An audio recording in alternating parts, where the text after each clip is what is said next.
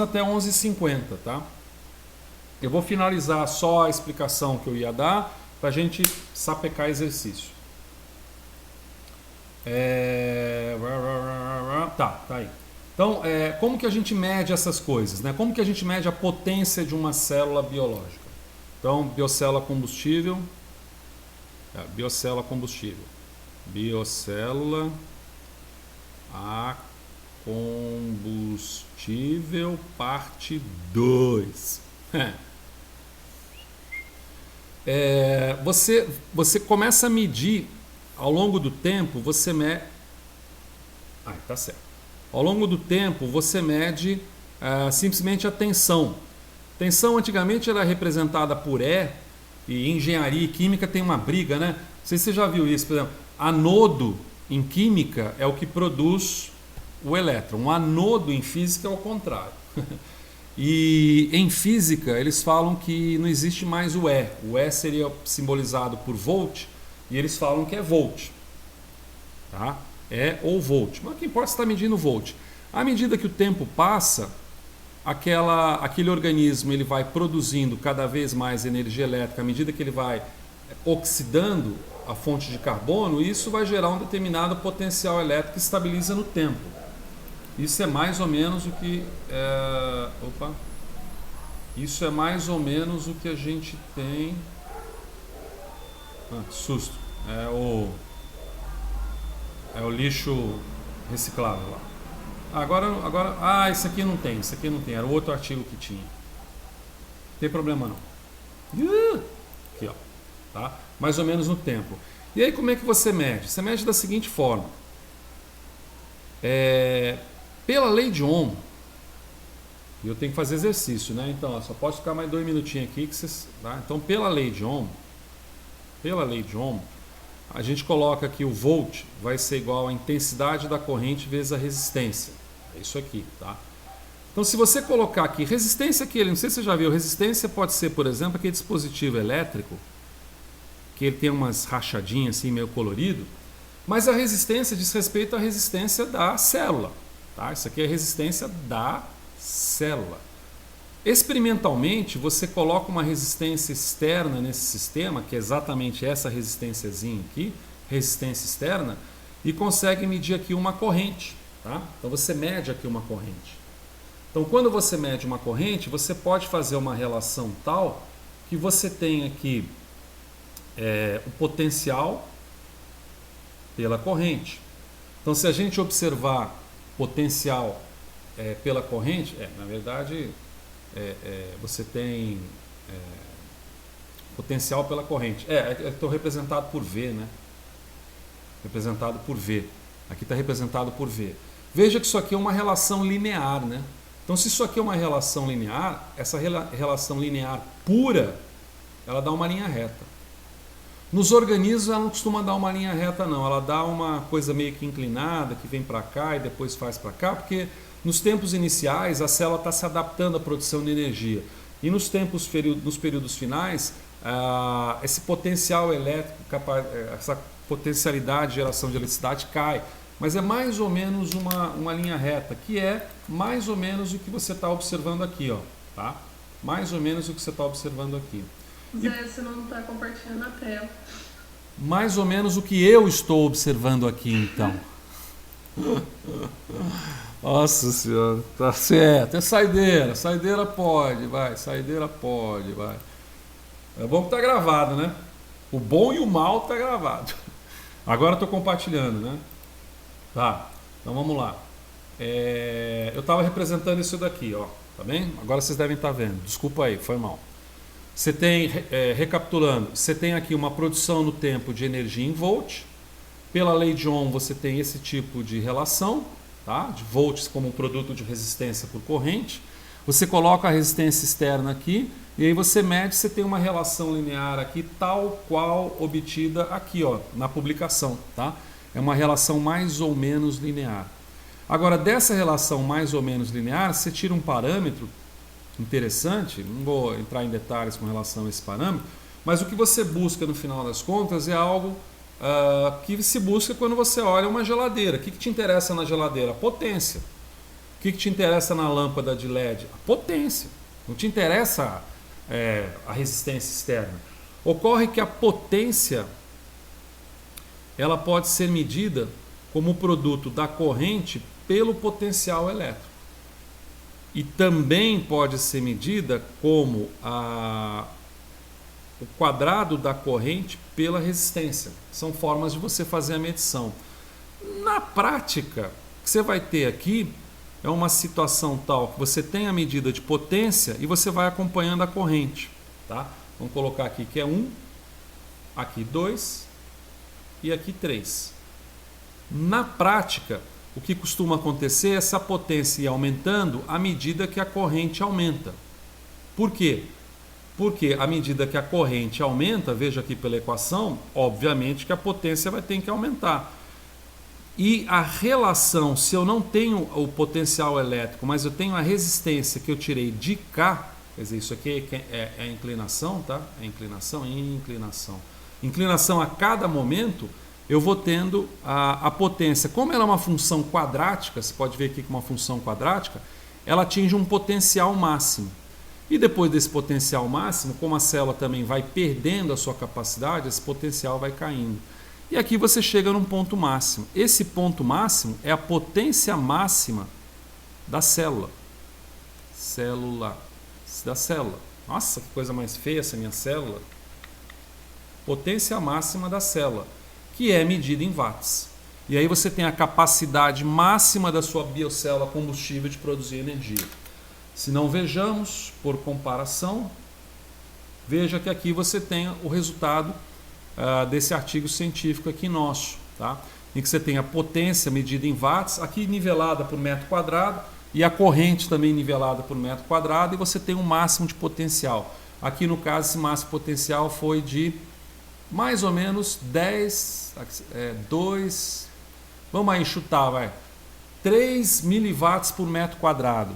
Se você imaginar que uma lâmpada de LED pode ter de 3 watts, 9 watts, então ainda é muito subliminar, é mais acadêmico do que prático a forma com que biocélulas combustíveis são colocadas no mercado. Não há mercado ainda, são colocadas, são reportadas. Tá? É a tal da prova de conceito. Ultimamente, nos últimos 1, 2 anos, vem saindo alguns artigos colocando várias biocélulas empilhadas, como você faz com as pilhas de controle remoto, por exemplo, para tentar gerar uma energia mais proeminente. Como a gente produz lixo pra caramba, todo mundo produz lixo, né? Agora que está todo mundo em casa, todo mundo está sendo responsável por algumas coisinhas de casa, e se não é responsável como sou eu, pelo menos acompanha o lixo que sai da casa, aí você vê a quantidade de lixo orgânico que você produz, em princípio a gente poderia ter biodigestores com aproveitamento de energia elétrica domiciliar. Acho que ainda vamos chegar nesse momento, tá? Ou no carro DeLorean do De Volta para o Futuro ser movido também a lixo. Bem? Então eu vou deixar esse material disponível para vocês. Biocell Calc. Eu vou deixar esse material depois disponível para vocês no Moodle para apreciação. Mas esse era o tema que eu queria não deixar de colocar para vocês ligados a células combustíveis, tá bem? E aí, se vocês tiverem alguma dúvida em relação às células combustíveis, podem colocar também. É claro que assim, não é o momento, né? Infelizmente a gente tem tempos meio exíguos, né? E às vezes você nem tem dúvida, às vezes você tem 1000 dúvidas, né? Se você quiser comunicar também comigo por e-mail, alguma coisa, fique à vontade, né? Uma parte dos meus projetos de pesquisa envolveram num determinado momento, o ano passado, acho que até hoje tem um pouquinho, a gente está tentando publicar outro artigo aí, o desenvolvimento de protótipos de biocélulas combustíveis. Hoje a gente tem um até, a gente está vendo se consegue publicar, feito com conexões hidráulicas domiciliares. São 2 conexõezinhas. Vocês já ouviram falar em joelho, nipple. Você bota um joelho, bota um nipple, bota lá um tecido de carbono específico e de repente você tem. Só para terminar esse conceito, se a gente precisar dar uma esticada na videoconferência por causa dos exercícios que são mais úteis para você em determinados momentos, não sei, né? Pelo menos para atividade, né? A gente estica, não tem problema nenhum para mim. O que eu ia falar? Assim, biocélulas a combustíveis servem para 2 coisas hoje basicamente. Gerar energia elétrica coisa que não se tem conseguido fazer com muita maestria. Eu devia ter invertido os dedos. E, como é que fala?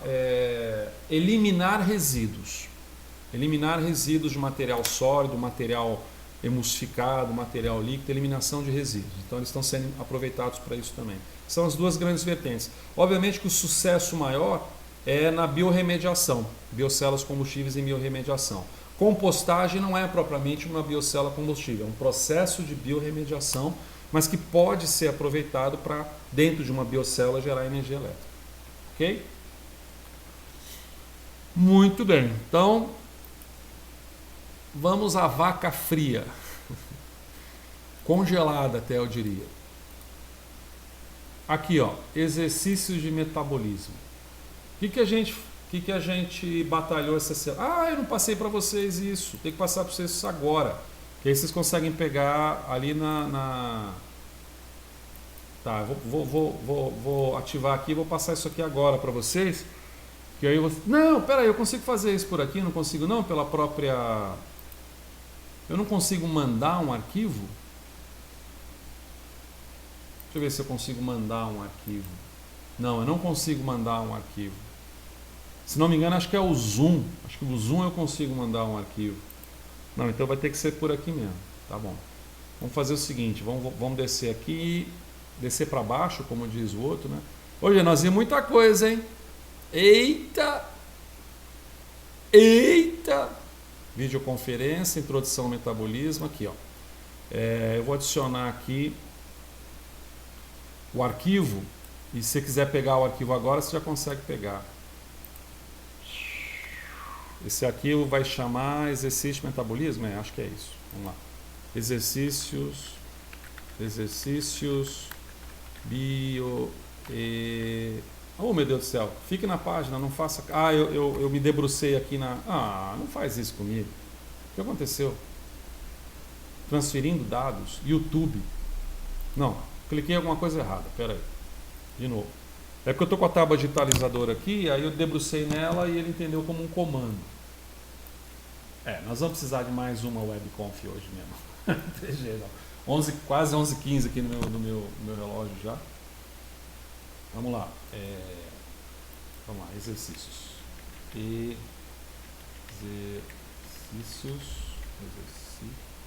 Exercícios bioenergética e metabolismo. Beleza, vai rápido. É assim que eu mando as coisas para vocês, ó. Ao vivo e a cores. Exercício, tá aqui, exercício metabolismo. Aí eu mando para cá assim, ó.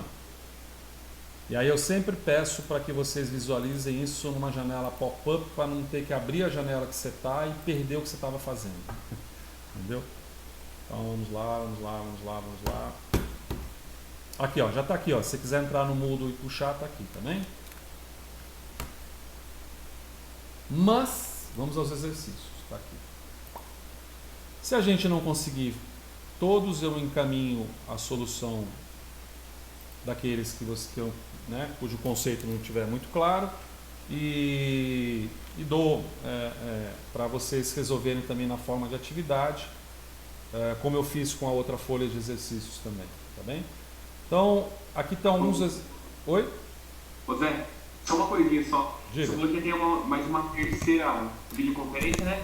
Só que para passar 1 hora a gente tem uma aula de seminário, apresentação de trabalho. Caraca, velho, que delícia, hein? Não, tudo bem, tá certo, tá bom. Não, tudo bem, tá bom. Terminou, beleza. É da Joelise, não é? Isso, da Joelise. Da Joelise, né? Tá certo. Não, tudo bem, a gente vai então aí até o horário dessa e aí fechou. Beleza, tranquilo. Senão vocês vão ficar tudo desesperados aí. Já devem estar, né? Porque provavelmente deve ser o que mais vale ponto, deve ser essa apresentação do seminário, né? O pior é que vale bastante, né? Pois é, não, tudo bem. Então, final de semestre é pesado pra caramba, né? Eu vou então resolver o que puder resolver, encaminhar os outros e já tchau pra vocês, cada um, sejam felizes, vão curtir aí os seus seminários então. Mas eu vou continuar aqui. O primeiro exercício, tá? São exercícios então dessa semana. Olha, ficou feio isso aqui, eu devia ter consertado. O primeiro exercício é o seguinte: calcule o seu gasto calórico total, tá bem? Então, já que vocês têm essa premissa do seminário, para aquilo que for mais óbvio eu encaminho e a gente não precisa resolver aqui. Bom, para que você vai calcular o seu gasto calórico total? Como eu sei que nem todo mundo entrou nas videoaulas dessa semana, ainda mais sabedor da presença de um seminário bastante pontuado, e eu sei que uma hora você vai entrar, nem que seja para resolver a atividade, o gasto calórico total é a sua taxa metabólica basal mais o que você gasta fazendo exercício. Por exemplo, eu não faço exercício, então é mais fácil calcular o meu gasto calórico total. Eu sou pré-sedentário, por assim dizer. Tá bem? Se bem que agora não, que agora em casa é uma varreção de chão para todo lado, é uma lavação de louça, entendeu? É uma arrumação para todo lado, porque a gente, depois vocês acompanharem, se já não acompanharam alguns vídeos, vocês vão ver que existem consumos calóricos bem proeminentes quando você está lavando louça, quando você está varrendo o chão, então está contando. Mas o gasto calórico, ele é... Aí vou ter que fazer o seguinte, eu vou ter que abrir aqui Aqui, ó.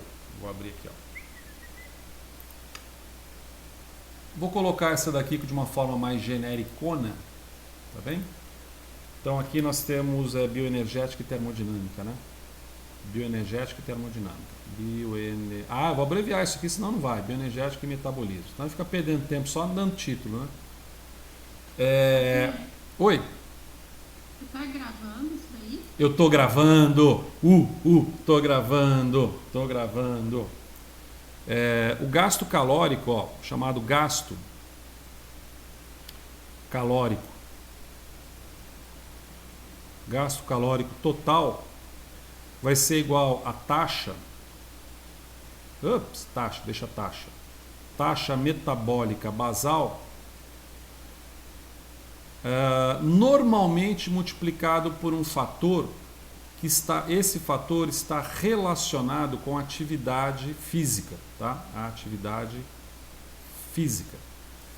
Esse gasto calórico total, portanto, é gasto calórico total, então ele vai ser igual a taxa metabólica basal vezes uma determinada constante aqui. Tá? Eu não vou sair decorando tudo que eu dou aula, né? Então é mais fácil eu recuperar a aula que eu dei para vocês. Aqui, ó. Está disponível para vocês, tá bem? Essas aqui são as equações. Então, você calcula a sua taxa metabólica basal sendo homem a partir dessa equação muito simples, tá? Em que você vai computar o seu peso, então essa taxa metabólica basal depende de peso, depende da sua altura em centímetros, depende da sua idade em anos. E para mulheres você tem também um cálculo de taxa metabólica basal. Isso aqui vai te dizer o seguinte, que apesar de você pegar um miojo, que está escrito lá que todo mundo tem uma necessidade dietética de 2.000 quilocalorias diária, você vai ver que não é bem assim. Que a sua taxa metabólica basal é, por exemplo, 1.735. Então, quando você for compor uma dieta para você, não colocar na sua cabeça que você precisa chegar a 2.000. Às vezes você tem uma atividade física avançada, por exemplo, aqui uma atividade intensa, tá bem? Uma atividade intensa, que faz com que o fator de multiplicação, 1,9, muito maior do que 1,2, transforme o seu gasto calórico quase dobrado. Veja que 1,9 como fator de multiplicação é quase 2, né? Então, dependendo de você ser sedentário, quer dizer, só o fato de você ser sedentário, você aumenta em 20% a taxa metabólica basal para o gasto calórico. E assim por diante, quer dizer, um trabalho leve vai ter uma constante, moderada outra. Você que vai definir se você é um esportista de elite ou se você é um... Joia, temos aqui um eletricista trabalhando na casa no exato momento.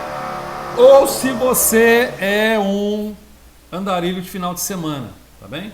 Então, resolvida a primeira questão, tá? Você vai calcular o seu gasto calórico basal, total baseado nisso, para ter no seu cotidiano. Quando você for se alimentar, você tem em mente que você tem... Às vezes você descobre que você faz atividade física tem pouco peso, pouca altura e de repente você tem lá 1.400, 1.500 quilocalorias para você consumir. Beleza. Ok? 11h21 a gente vai até 11h50, né? Tá, meia hora.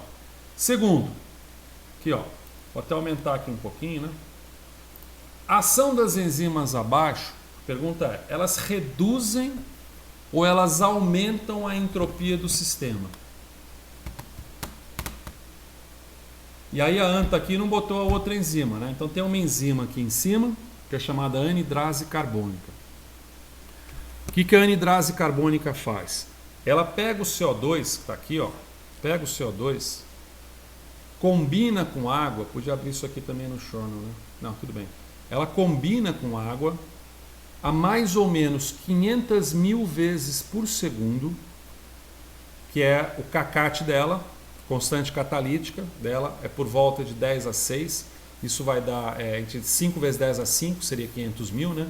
Até 10 a 6, seria 1 milhão de vezes por segundo, e produz o ácido carbônico, ela faz isso. E a outra que eu não coloquei aqui, deveria ter colocado aqui, é a ATPase. A ATPase pega o ATP, aquela da cadeia respiratória lá, né? E por hidrólise, por isso a gente fala hidrólise de ATP, quer dizer, na presença da água, ela libera, ela forma ADP, fosfato inorgânico, mais H3O+. H3O+ é o íon hidrônio, a gente já viu isso, é o H+. É a forma, é porque quando você libera o H+, né, quando você libera, ele não fica sozinho, ele se combina com água. Então se você tem um H+, e tem um H2O, né, se você combina ali, porque você tem uma diferença de cargas parciais envolvidas ali, né, e de eletrofilicidade, você vai ter um H3O+, é só por causa disso, mas é o H+. Tá bem? Para você deve ter visto aí também em algum outro lugar. A pergunta é a seguinte, aumentam essas enzimas, elas estão aumentando ou estão reduzindo a entropia do sistema?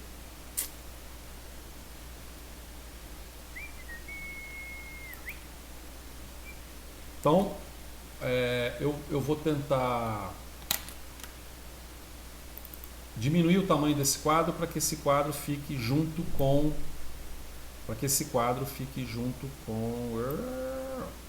aqui mais ou menos, tá bem? Com a nossa ideia, até porque então essa aqui é mais ou menos a questão 1, né? Vou colocar aqui, ó, questão 1, tá? Questão 1 se resolve mais ou menos desse jeito, então. Questão 2.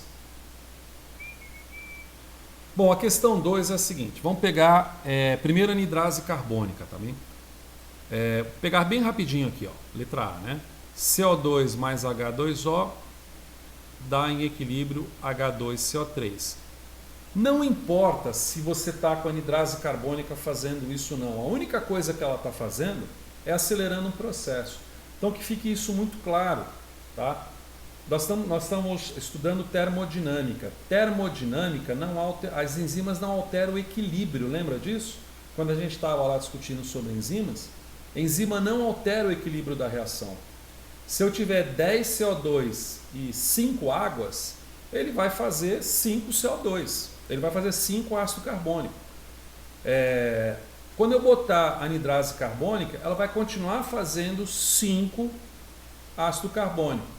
Só que antes eu estava fazendo 5 ácido carbônico na ausência da enzima a cada 100 anos. E agora eu estou fazendo a cada 1 vezes 10 a menos 5 segundos. É a única coisa que acontece, a enzima acelera o processo. Então, quer na presença da enzima ou não, o equilíbrio termodinâmico aí vai tender a sumir com esses reagentes, formando esse produto. Tenha em mente o seguinte, isso aqui é um gás. Toda vez que houver gás, o que você acha que é mais desordenado? Pergunta mais ou menos óbvia, né? Gás ou, nem sei como é que eu vou ordenar isso aqui, ou líquido, tá? Ou líquido. É claro que o gás é muito mais desordenado. Então, se o gás é mais desordenado, isso significa que a entropia do gás é maior. Ao passo que no líquido, a sua entropia é um pouco menor em relação ao gás. Tem até os livros, não sei se são livros, né? Mas eles contam até, você tem essa sala aqui, nessa sala aqui você coloca todas as moléculas de gás presas dentro desse copo, tá? Aí, em um determinado momento, você pega e pum, aqui tem vácuo, Aí, de repente, você pega e abre. O que acontece? Aqui elas têm um regime de ordenação. A partir do momento que elas se distribuírem para o vácuo, a desordem vai ser muito maior. E da mesma forma, o líquido, o que é? Lembra daquela história lá da lei dos gases, né? Ideais? Quer dizer, o líquido nada mais é do que partículas de gás que se interagem com mais ordenamento, por assim dizer, né? E aí você tem a forma líquida de uma solução, porque você tem um conjunto maior de moléculas ali próximas em interação em relação à do gás, né? E ligações de hidrogênio, aí, por aí vai também, né? Interações eletrostáticas e tal. Mas enfim, toda vez que houver gás, toda vez que você se deparar com uma reação que houver gás, se esse gás for produzido, é porque você desorganizou o sistema. Agora, se esse gás for consumido, é porque você organizou o sistema. Então a gente já pode até responder aqui, ó, tá? O quê? Que você pegou esse gás e transformou esse gás num líquido, junto com a água. Então você tem uma redução da entropia. Tá? Redução da entropia. Beleza? Na letra B, aqui você não tem gás, ó. Aqui você tem aquoso, líquido, aquoso, etc. Bom, e aí? Será que você aumentou a entropia ou você reduziu a entropia do sistema?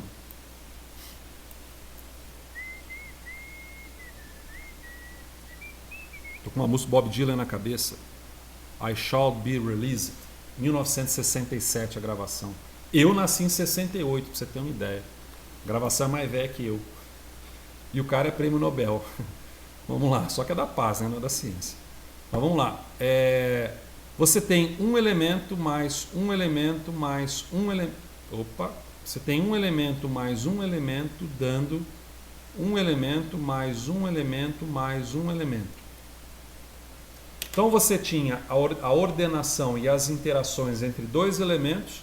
E agora você tem uma ordenação entre 3 elementos. Aumentou o número de elementos, certo? Quando aumenta o número de elementos, você acha que aumenta a ordem ou a desordem? Pega uma batata frita, começa a comer em cima da cama vendo televisão, ou então pega amendoim, que é melhor ainda, com casca e começa a comer vendo televisão, para você ver como é que fica a tua roupa na hora que você estiver vendo televisão. Quer dizer, quanto maior o número de elementos que estão sendo formados nesse processo, maior a desordem do sistema. Então, nesse sentido, houve um aumento da entropia do sistema. Amém? 20 minutos de aula de exercício.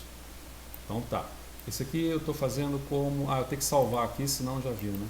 Salvar aqui como exercícios. Eu já sei do que se trata. Então tá. Calcule o ΔS para as reações. Opa, aí pegou pesado, ó. Calcule a variação de entropia do sistema, né? Calcule a variação da entropia do sistema para as reações. Quando se fala em entropia do sistema, que fique claro, a gente está definindo, a gente tem um universo, né? Comentamos sobre isso. Você tem um universo, o universo é composto de ambiente e de sistema. Quando eu me organizo, quando eu cresço, quando eu desenvolvo e me organizo, eu me organizo às custas da desordem do ambiente. Então, toda vez que o sistema reduzir a sua entropia, o ambiente aumenta a entropia. Toda vez que o sistema aumentar a sua entropia, o ambiente reduz a sua entropia. Isso é um equilíbrio que você pode falar até de metafísica nisso, entendeu? De epistemologia e metafísica, porque é bastante interessante esse processo. Então, quando a gente está falando em calcular o ΔS aqui, a gente está falando em calcular o ΔS para a reação. A reação é o sistema. Então, é calcular a variação de entropia para esse sistema. Só que aí você vai perguntar assim para mim: poxa vida, mas cadê o número? Eu não tenho número nenhum. Você não tem número nenhum mesmo não. Então vamos fazer o seguinte: primeiro vamos sair desse daqui para não dar pau. Como é que a gente vai calcular? Você vai calcular isso daí, então vamos colocar aqui questão número 2. É número 2? Não, é 3, né? Questão 3. Você vai calcular isso aqui a partir do seguinte, ó. A variação de entropia nada mais é do que a entropia final menos a entropia inicial. Tá ok? José, Oi? travou e ninguém te ouviu. E voltou agora? E travou há muito tempo? Travou quando? No começo da equação aí, ó. Ah, então foi agora mesmo. Não, beleza. Mas já tinha aparecido o quadro? Você tava colocando o quadro de novo. Assim? Então tá. Fecha. Beleza, obrigado. Quando a gente fala, ó, calcule o ΔS, então vai ser o ΔS do sistema, é um delta. Então o delta nada mais é do que o S final menos o S inicial, tá bem? Bom, então beleza, agora fica fácil eu calcular, professor. Cadê o S final e o S inicial? Me passa aí que eu calculo. Passo, claro que eu passo. Opa! Essas entropias, quando a gente está trabalhando com material não, com química, né? A gente fala em entropia molar. Essa entropia é uma entropia com N, tá? Eu que errei a perna aqui. É uma entropia molar. Então, se é uma entropia molar, a gente pode muito bem colocar aqui um M de molar. Tá bem? E aonde eu vou achar esses números? Naquele inferno que são as tabelas que tem quantidades termodinâmicas, tá? Então eu vou mostrar para vocês aqui, cadê a tabela? Tabela, propriedades termodinâmicas. Isso aqui é uma tabela de um livro, tem um livro famoso em fisicoquímica chamado Fisicoquímica, de um cara chamado Peter Atkins. Tem na Biblioteca Central, tem em tudo quanto é lugar. E tem, no final desse livro você tem várias tabelas, né? Então, aqui você tem as tabelas. Então, olha só o tamanho dessa tabela. Primeiro, tem 10 páginas. O que essa tabela tem? Essa tabela tem um monte de compostos, inclusive aminoácido. Esse aqui é Fisicoquímica Biológica, se não me engano o nome desse livro. Você tem um monte, né, de substâncias. E a essas substâncias estão relacionadas propriedades. Então você tem, por exemplo, massa molecular, você tem variação de entalpia de formação, variação de energia de Gibbs de formação, entropia padrão molar, capacidade calorífica a pressão constante molar e variação de entalpia padrão de combustão. Né? Você queima açúcar, é diferente de fazer açúcar. O que nos interessa nessa tabela? A entropia molar da substância. Bom, mas que substância que a gente está falando? A gente está falando dessas substâncias aqui, ó.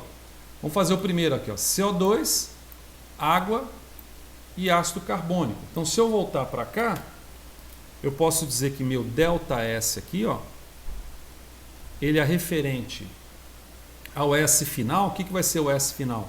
Vai ser o S molar do H2CO3 menos... Opa, esse menos ficou chique, hein?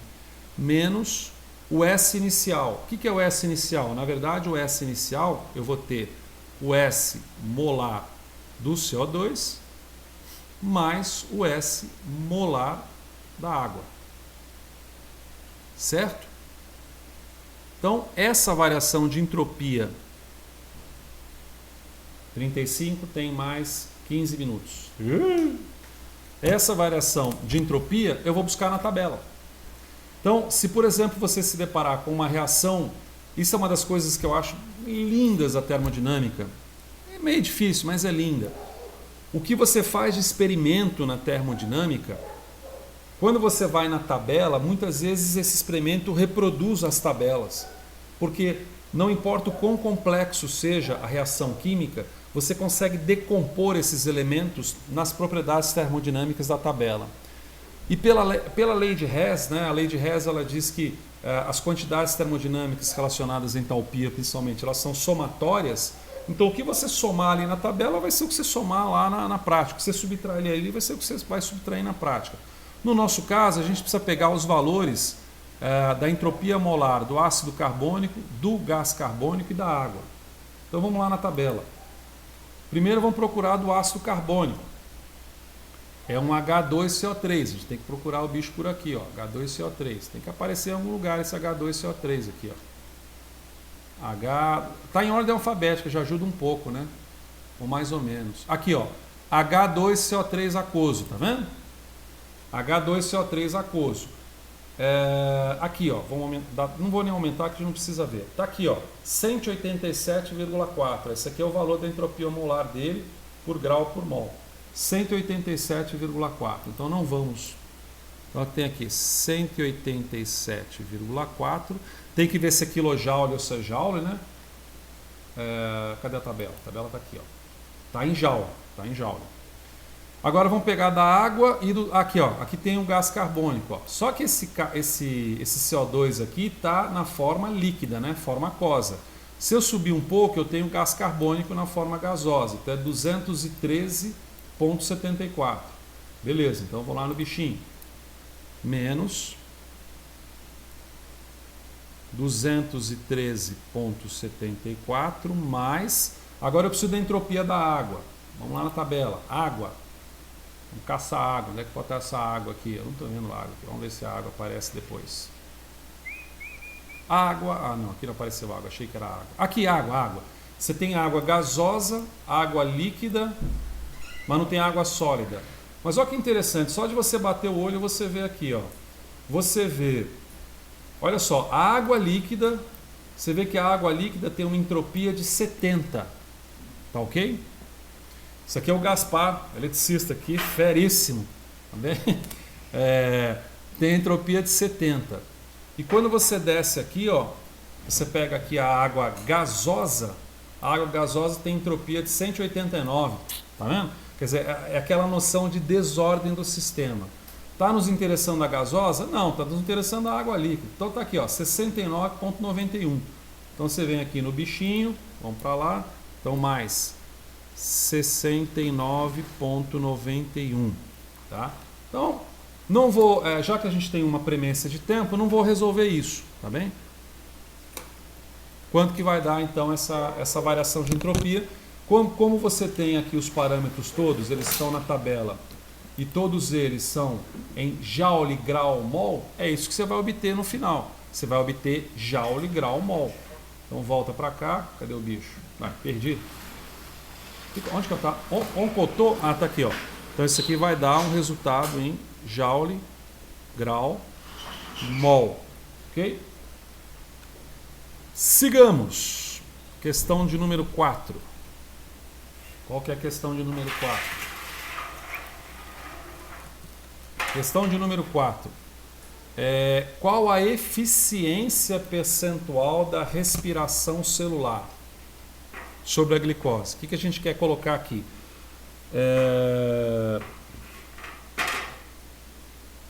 A gente fez um cálculo, depois você pega lá na videoaula, da eficiência do processo fermentativo, se não me engano. Esse cálculo foi feito na videoaula sobre introdução do metabolismo, dessa semana mesmo, tá? Em que estava se conversando, olha, respiração celular produz tantos ATPs, a fermentação produz 16 vezes menos, né? Até mais do que isso, até 18 vezes menos, né? É 2 para 36, né? De tal maneira que você consegue calcular a eficiência energética do processo. Bom, a eficiência energética da respiração celular, eu estou até com medo que essa eficiência aqui foi calculada para respiração e não para fermentação. Seja como for, a gente repete, não teria problema. A gente está colocando o seguinte, que você pega aqui a glicose, essa glicose se transforma em CO2 mais água, e a isso está associado uma variação de energia do sistema, que é da ordem de 2.870 kJ/mol. Ok? 2.870 kJ/mol. Bom, nesse processo eu consigo produzir 36 moléculas de ATP.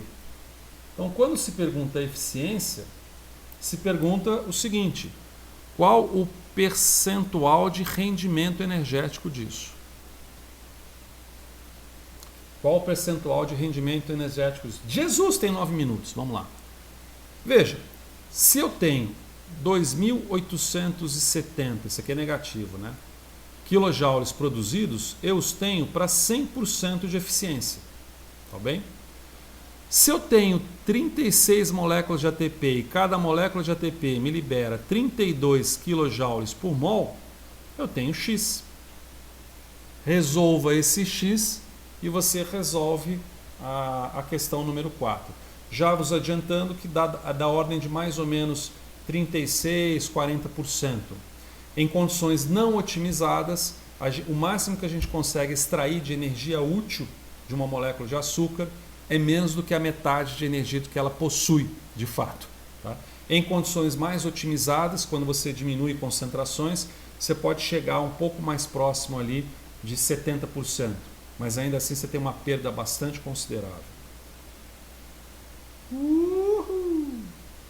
Pô, vamos lá. Questão 5. Se serve de consolo, as duas últimas questões não envolvem números. Questão 5. O que representa a diferença entre os valores... Essa também não. O que representa a diferença entre os valores de ΔG? Porque isso é uma coisa que às vezes você olha lá e fica pensando assim, eu uso ΔG ou eu uso ΔH? Veja que o ΔH é um pouco menor do que o ΔG, né? ΔH é um pouco menor do ΔG. O que representa isso, essa diferença, para a oxidação metabólica da glicose do ponto de vista aeróbio? Então o que a gente está colocando? Está colocando que nessa questão 5, você tem um ΔG 0' como sendo igual a 2.870 kJ/mol e você tem um ΔH 0' sendo representado por 2.808 kJ/mol e ambos são negativos porque você tem um processo espontâneo de combustão. Tá?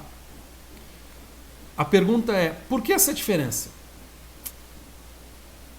Qual a equação daquele formulário que eu coloquei na primeira aula, primeira prancha, se bobear, da aula de introdução à termodinâmica, que relaciona ΔG com ΔH?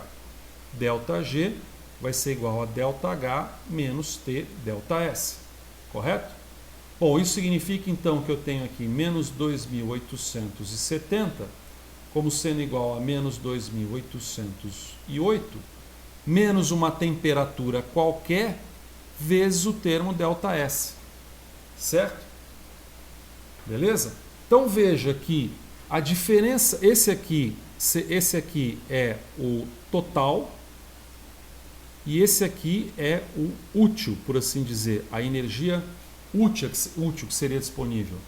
Isso se dá em função dessa relação matemática. Quer dizer, o que vai diferenciar é esse termo ΔS. Opa, deixa eu descer um pouco mais aqui, vai caber. Então, se eu exemplificar, por exemplo, uma temperatura de 298 graus, ainda temos 6 minutos, 298 K, 25 graus Celsius, né? Isso aqui representa 25 graus Celsius, eu estou dizendo que menos 2.870 vai ser igual a menos 2.808 menos 298 vezes ΔS. Tá bem? Então eu vou obter, aí eu vou resolver isso aqui porque, na verdade, a gente consegue resolver isso para não ficar também muito aéreo, né? Então eu vou ter aqui o que? Eu tenho 2.808, né? Eu vou somar isso com... Não vou somar isso com nada, não. Ixi, espera aí, agora fazer esse negócio mais direitinho aqui, senão... Nós vamos ter isso aqui, ó, menos 2.870 mais, porque ele passa para lá, né? Passa para cá, 2.808 sobre 298. Negativo, negativo, vai cortar, vai cortar. Certo, manos e manas? Acho que é, né? Então você vai ter aqui, ó, deixa eu entrar aqui, 2.870 2.808 mais 298 dividido. Então eu tenho aqui um ΔS da ordem de... Quanto que deu lá? Agora já não lembro mais não. PayPal. 19 kJ por grau por mol. Então essa diferença quase de 20 kJ, é a diferença que está relacionada a... Não, peraí, não tem nada a ver não. Tudo errado. Vocês nem me falam nada, hein? Aqui, ó. Não posso fazer isso, que é isso? Aqui eu acertei tudo bonitinho. O problema foi nessa conta aqui, ó. Na verdade eu somei, não era para somar. Na verdade eu tenho 2.870, né, que está negativo, só que eu tiro 2.808 e não somo. Então eu tenho 62. 62 por 298. Tá. Então eu vou ter um ΔS de 200 joules e não quilojoules por grau por mol. Por grau por mol, tá? Então essa entropia do processo é que é o componente que diferencia a energia livre, a variação da energia livre pela variação de entalpia do sistema. Bem? Vamos às demais aqui então, ó. Eita. Sugira uma forma com a qual as células conseguem fosforilar a glicose na reação abaixo, já que a reação não é espontânea. Então aqui é uma molécula de glicose, se combina com fosfato, gera uma molécula que está errada aqui, esse aqui está errado. Tinha que ter um fosfato aqui do lado, tem um ΔG envolvido, tá? Então que a gente consertando, isso aqui é a sexta, né? Sexta, 2 minutos, 2 minutos, sexta. Consertando a gente quer dizer o seguinte, ó. Glicose, vou abreviar, tá? Glicose mais fosfato dá glicose em equilíbrio, glicose 6-fosfato com um ΔG positivo de mais 14 kJ por mol. Isso aqui tem até em livro de graduação. Esse fósforo aqui, ele vem do ATP. E a gente sabe que a quebra do ATP me gera um ΔG de 32 kJ por mol negativos. Portanto, essa diferença de 32 que é negativo faz com que a energia gerada resulte positiva. Então você vai ter um processo em que 32 negativos, 32 entra, 32, eu não sei como é que coloca 32 negativo aqui, deixa eu ver, menos 30, a calculadora maluca aqui, peraí, 32, tinha que ter um mais ou menos, só botar um mais ou menos aqui. Um minuto, calma, 32 negativos, tá? Aí eu coloco 14 positivos e somo, então eu vou ter uma diferença de ΔG aqui de menos 18 kJ por mol para a reação. Isso me permite que ela seja espontânea. E por último, questão número 7, 60 segundos contando. Vamos lá. Em relação à questão acima, você poderia sugerir mais 2 formas para facilitar uma reação metabólica tornando-a espontânea? Sim, tá? Aquela história que a gente falou, coloque em pH 7 que você aumenta o termo negativo de ΔG. E a outra, aumente bastante a reação dos reagentes, porque você tem uma relação ali de produto por reagente. Quando você aumentar bastante isso aqui vai te gerar um termo negativo. Todo mundo foi embora.